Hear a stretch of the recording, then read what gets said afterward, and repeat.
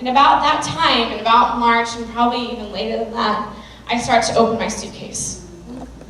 And I start to give up the things that I love, party, and my friends up there, and my university, and my pride, and my school, and the college experience. I give up. I give up my sorority and what that meant to me, and how many friends I made through my sorority.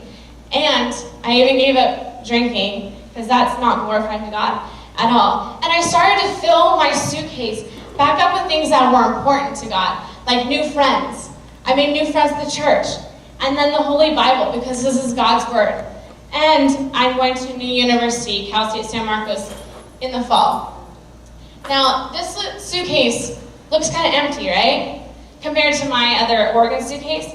But it's actually more full. Because, see, God, since there's less, God has more room to wiggle in my life, has more ways to move. Because before I was stuffing it with alcohol, stuffing it with friends in the university, and He had nowhere to move in my life because I was pushing for my desires,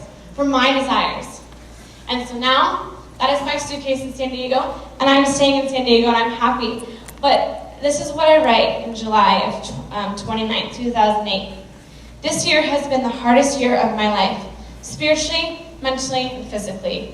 Spiritually, I had moments where I was so secure with God's plan, and there were times when I tried to control the situation. It still amazes me that God has this perfect plan for me. There are days when I wake up and I evaluate my life and realize it's not how I imagined, but I still walk forward. And some days I'm so secure in God's plan for me. Will I ever forget about Oregon? Never.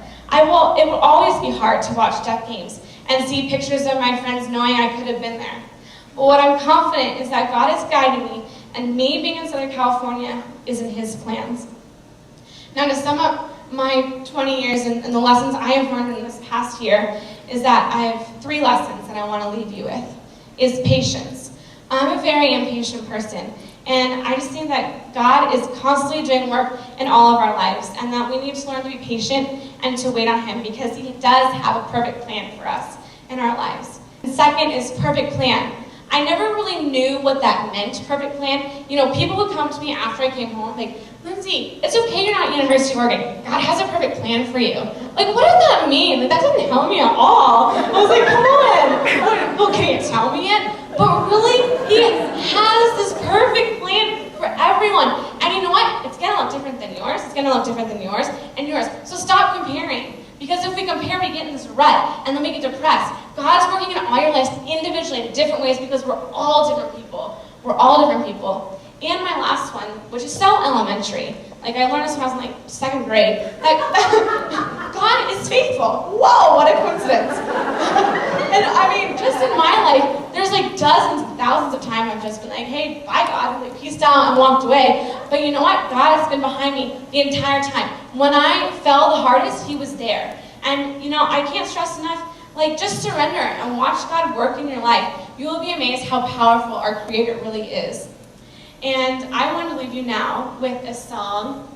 It's by Carrie Underwood called Lesson Learned. On your table, my mom, who's amazing, printed out the words, because sometimes you can't understand Carrie Underwood.